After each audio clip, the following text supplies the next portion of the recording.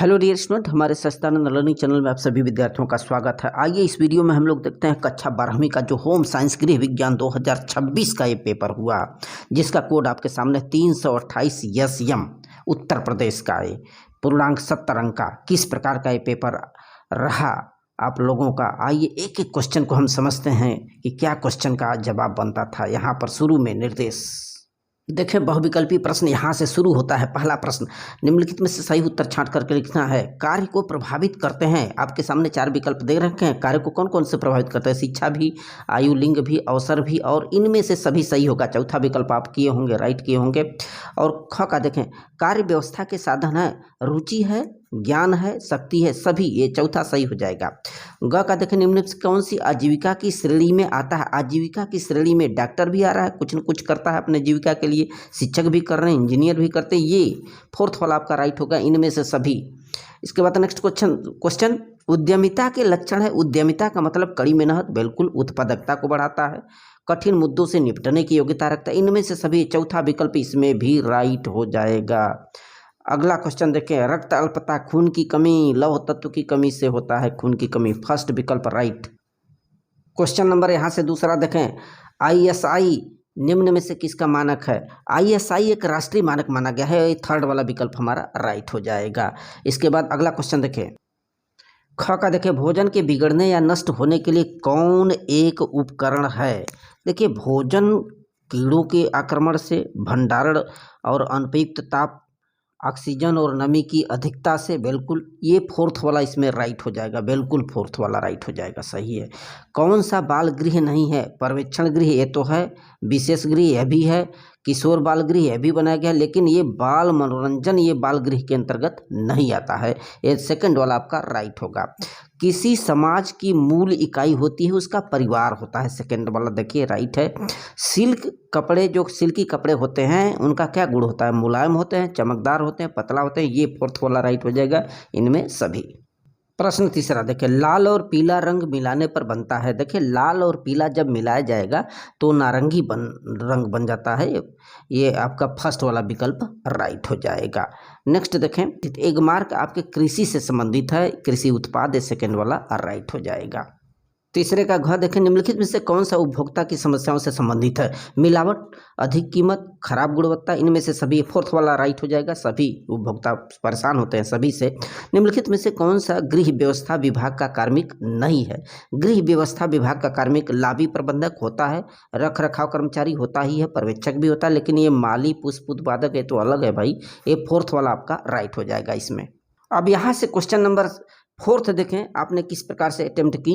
Design के सिद्धांत में शामिल नहीं है, अनुपात तो शामिल है, लय भी है, संतुलन भी आता है, सामंजस्य, ये फोर्थ वाला आपका राइट हो जाएगा।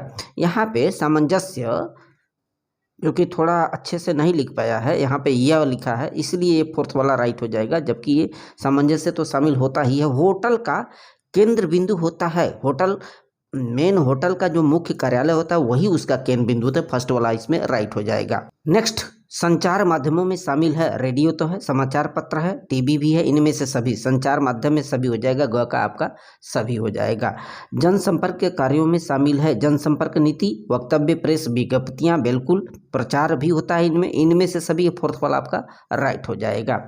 और नेक्स्ट देखिए, अंग का निम्नलिखित से कौन एक श्रवण कौशल का भाग नहीं है? देखिए, समझना श्रवण में के अंतर्गत आता है, प्रतिक्रिया, सुनेंगे तभी प्रतिक्रिया देंगे, सुनना तो है ही, रूप ये श्रवण में नहीं आता है, ये फर्स्ट वाला राइट हो जाएगा आपका।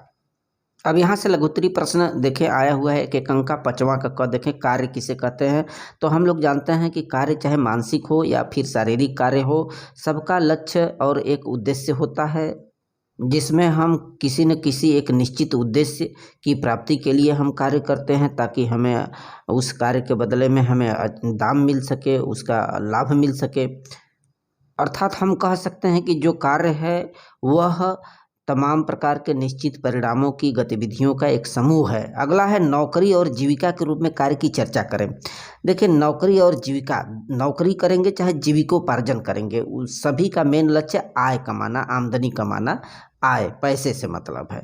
तो नौकरी जो होता है उसमें व्यक्ति काम करता है, वेतन करता है, माने ये जो वेतन होता है, नौकरी करता है, उसके बदले में उसको पैसे मिलते हैं जिससे कि वह अपने घर परिवार को चलाता है। जबकि ये जो जीविका होता है, जहाँ पे व्यक्ति अपने ज़रूरतों के हिसाब से, आवश्यकताओं के हिसाब से कार्य तो करता ही है, इसमें कौशल के नए नए आयाम विकसित होते हैं और इसमें उच्च पद पर जाने की काफ़ी पॉसिबिलिटी होती है। आगे के पद पर पदोन्नति कह सकते हैं, उसके पदोन्नति में वृद्धि होती रहती है जीविका में। वहीं क्वेश्चन नंबर 6वां का क आया है, परिवार का महत्व लिखिए। तो परिवार जो है हमारे जीवन का आधार है, कह सकते हैं समाज की एक सबसे बड़ी छोटी अहम कड़ी है। जो समाज की रीढ़ है, समाज की एक छोटी इकाई है जहाँ से शुरू होता है, बहुत ही महत्वपूर्ण होता है। यहाँ पे हम अपने परिवार से हमें सुरक्षा, सहारा, मूल्य, संस्कार प्राप्त होते हैं। हमारी ज़रूरत, हमारी जो मूलभूत आवश्यकताएं हैं उसकी प्राप्ति हमें अपने परिवार से ही होती है। आगे देखिए ख का SOS बाल गृह किसे कहते हैं। देखिए, यह एक आवासीय बाल देखभाल समुदाय होता है जहाँ पे खास करके जो ऐसे बच्चे होते हैं जिनका जो है कोई उनके माता पिता या उनके परिवार जिनके साथ वो नहीं रह पाते, तो उनकी एक दीर्घकालिक देखभाल के लिए आश्रय प्रदान करना ही आवासीय बाल देखभाल जो है SOS कार्यक्रम चलाया जा रहा है। अगला क्वेश्चन देखिए, पूछा है कि अति पोषण के प्रकार लिखिए। देखिए, अति पोषण का मतलब कि जब व्यक्ति अपनी आदत या अन्य चीज़ों से मजबूर होके या अनदेखा करके जब ज़्यादा भोजन या ज़्यादा मात्रा में पोषण ग्रहण करने लगता है, चाहे विटामिन हो चाहे प्रोटीन हो, तब भी उसके अंदर तमाम बीमारियां हो जाती है। उसको अति पोषण कहते हैं। अर्थात आवश्यकता से अधिक कैलोरी लेना, ज़्यादा वसा, चीनी या ज़्यादा विटामिन लेना, अपने शरीर की गतिविधियों के अलावा व्यायाम भी न करना, ये सब अति पोषण के कारण होते हैं।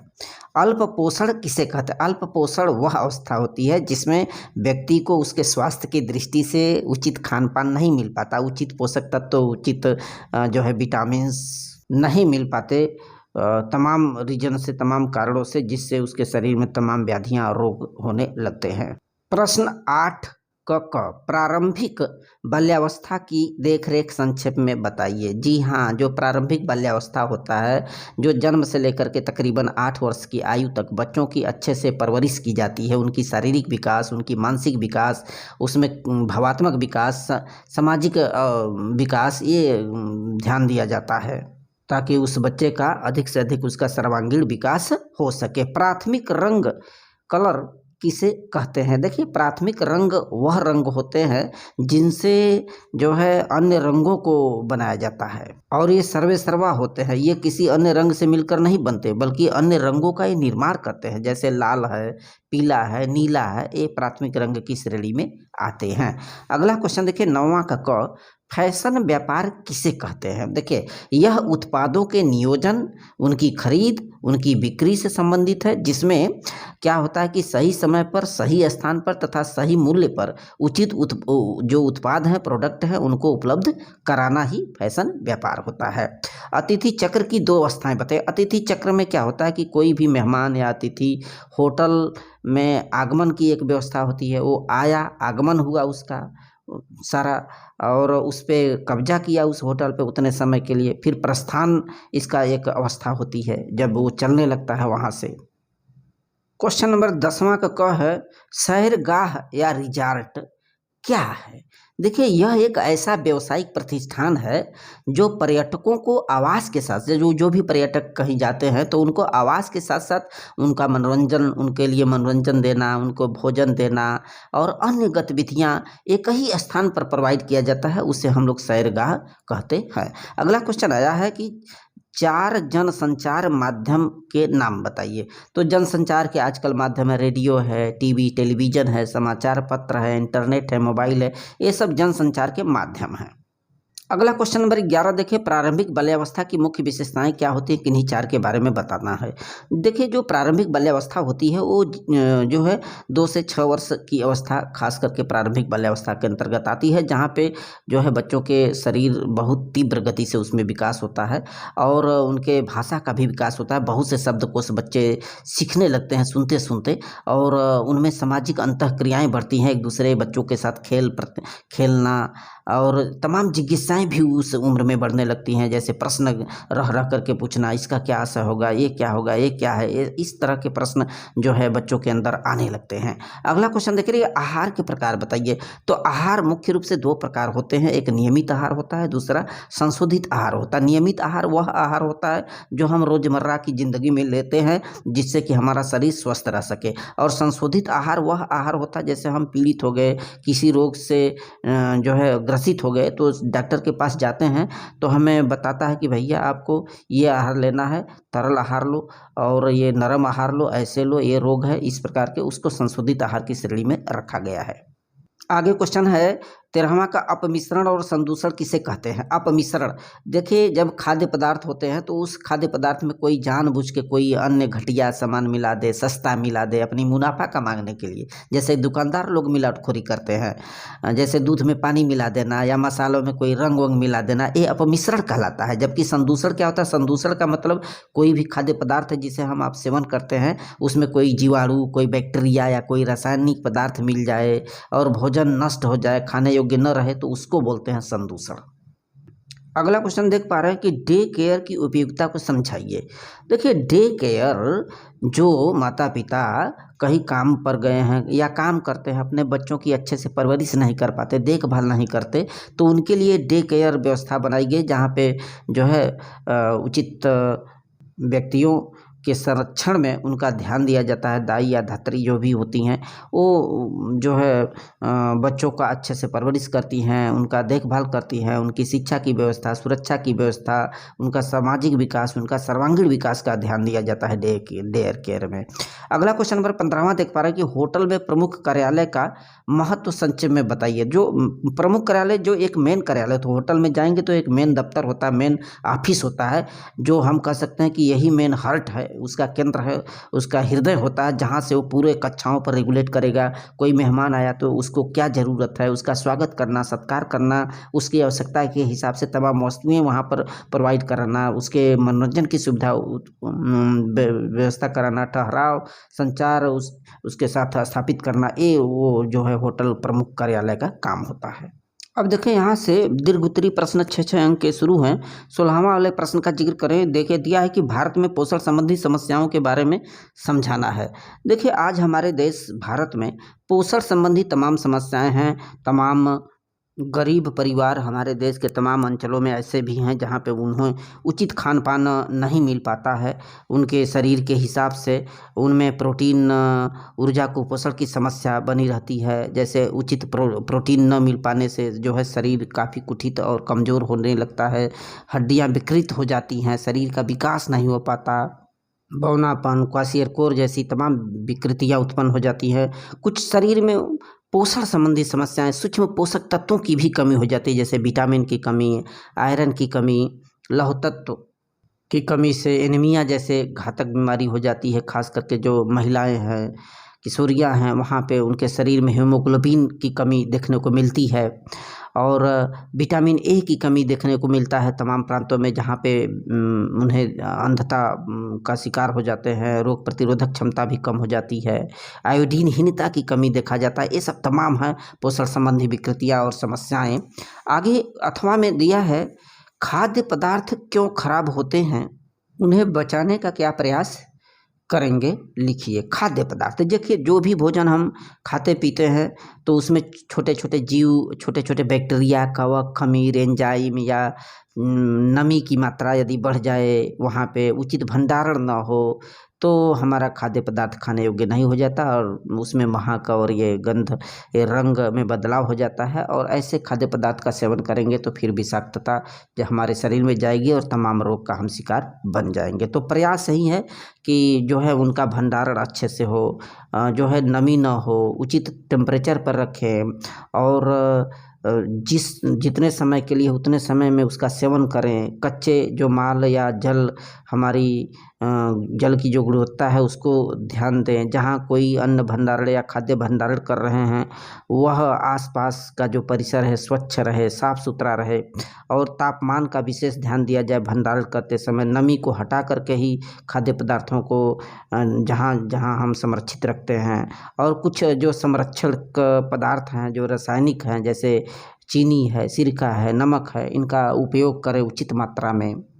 अब क्वेश्चन नंबर 17 है, बच्चे, युवाओं और वृद्धजनों के लिए सहायक सेवाओं की चर्चा कीजिए। जी, बच्चे हैं, युवा है, वृद्धजन है, इनका सर्वांगीण विकास हो तभी हमारे राष्ट्र का विकास करेंगे। इनकी सुरक्षा, इनका संरक्षण बहुत ज़रूरी है। बच्चे कल के भविष्य माने गए हैं, जिनका परवरिश, जिनका शिक्षा, उनका विकास बहुत ही ध्यान दिया जाना चाहिए। उनके सर्वांगीण विकास के लिए भारत सरकार भी आज तमाम प्रकार के कार्यक्रम चला रही है। उसी प्रकार से जो युवा लोग हैं, युवाओं के लिए कौशल विकास योजना सरकार चला रही है, जहाँ पे उन्हें तकनीकी ज्ञान, उनका प्रशिक्षण कराना, उनका मार्गदर्शन कराना, उन्हें अपने उचित मंजिल तक पहुँचाना, रोजगार देना, उन्हें सशक्त बनाना, अपने कंधे पर अपने पैरों पे खड़ा करना, ये तमाम कार्यक्रम युवाओं के लिए भी आज चलाया जा रहा है। उसी तरह से जो वृद्धजन होते हैं उनकी सेवा, उनकी देखभाल बहुत ही आवश्यक है, क्योंकि उनका ऐसे उम्र में जो है रोग प्रतिरोधक क्षमता धीरे धीरे कम होने लगती है, तमाम रोग के शिकार हो जाते हैं। तो उन्हें आश्रय देना, उनको संरक्षित रखना, उनकी बीमारियों का इलाज कराना, और हमारी सरकार भी उन्हें वृद्धावस्था पेंशन, वृद्धाश्रम जैसी तमाम योजनाएं शुरू की है, उनके लिए परामर्श की व्यवस्था। अथवा पूछा है शिशु देखभाल केंद्र क्या होता है, ये क्या सुविधाएं प्रदान करती हैं। देखिए, जन्म से लेकर के 8 वर्ष तक की जो अवस्था होती है वो बहुत ही जो है प्रारंभिक बाल्यावस्था उसको माना गया है, जहाँ पे बच्चों की परवरिश, उनका विकास बहुत ही ध्यान दिया जाता है। और आज के भागम भाग युग में, आज के जो है रोजी रोजगार के लिए जो माता पिता है, बच्चों का उचित खान पान, उनकी उचित शिक्षा प्रारंभिक और उनकी देखभाल नहीं कर पा रहे हैं। तो ऐसी स्थिति में ये जो शिशु देखभाल केंद्र बनाया गया है, जहाँ पे जो है बच्चों का अच्छे से परवरिश, जिसको क्रेच या केंद्र भी कहा जाता है, अच्छे से उनका देखभाल किया जाता है। माता पिता की अनुपस्थिति में उन्हें अच्छा शिक्षा देना, उन्हें अच्छा खान पान, उचित खान पान, पोषक तत्व जैसे खान पान प्रदान कराना, उन्हें रहन सहन सिखाना, खाने पीने और शौचालय, भाषा विकास, सामाजिक विकास और उसके अंदर भावात्मक विकास की वृद्धि करना, ये सब तमाम चीज़ें जो है बच्चों को शिशु देखभाल केंद्र पर ही जो है सिखाया जाता है। क्वेश्चन नंबर 18 देखें, जनसंपर्क के क्या सिद्धांत है, विस्तार से समझाइए। देखें, जो आर्थर डब्ल्यू पेज हैं, उन्होंने जो है इस सिद्धांत को दिया था, जनसंपर्क के सिद्धांत को, जिन्होंने 7 सिद्धांत बताए थे।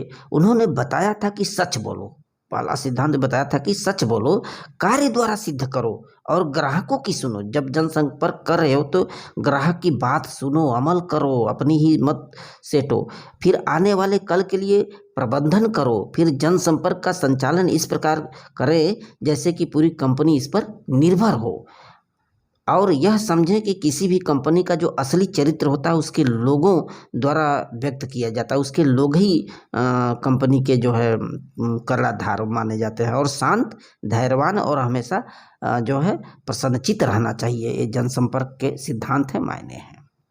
अथवा पूछा है कि प्रस्तुतिकरण कौशल के विषय में आप क्या समझती हैं, संक्षेप में बताइए। देखिए, प्रस्तुतिकरण जो कौशल होता है उसका मतलब ये होता है कि कोई भी श्रोता है तो उसको हम अपने वाणी से कैसे आकर्षित करेंगे, किस हिसाब से स्पष्ट और सुव्यवस्थित तरीके से हमें बड़े ही प्रभावशाली ढंग से अपनी बातों को जनता के सामने, बच्चों के सामने जहाँ बोल रहे हैं या कक्षा में हैं, तो छात्र छात्राओं के सामने इस प्रकार से वादन करें, वंचन करें कि वो प्रभावित हों। वही हमारा जो है प्रस्तुतिकरण कौशल होता है, जिसमें हम तमाम कहानियाँ सुना सकते हैं, गीत गा सकते हैं, कविता पाठ कर सकते हैं। और ये जो बच्चे होते हैं ना, जो कि सबके सामने बोलते हैं, ये जो आदत होती है भाषण देने की, बोलने की, उन्हें ऊंचा उठाता है। वही यही बच्चे जो है समाज में आगे चल करके आगे तक जाते हैं, उनके बोलने की हौसला बुलंद होती है और निडरता से किसी के भी सामने जो है बोल लेते हैं। इसके लिए उन्हें थोड़ा तैयारियां भी करना पड़ता है। जो शब्दकोश होते हैं उसकी वृद्धि करना, एक रूपरेखा बनाना, किसी भी संदर्भ में हम बोलने जा रहे हैं तो वो विषय वस्तु क्या है उसकी जानकारी हासिल करना, रूपरेखा तैयार करना, पैकेजिंग करना, तब जा कर के हम जो है पहले सीख लेते हैं, तब जो है बोलने की कोशिश करते हैं। So very very thanks.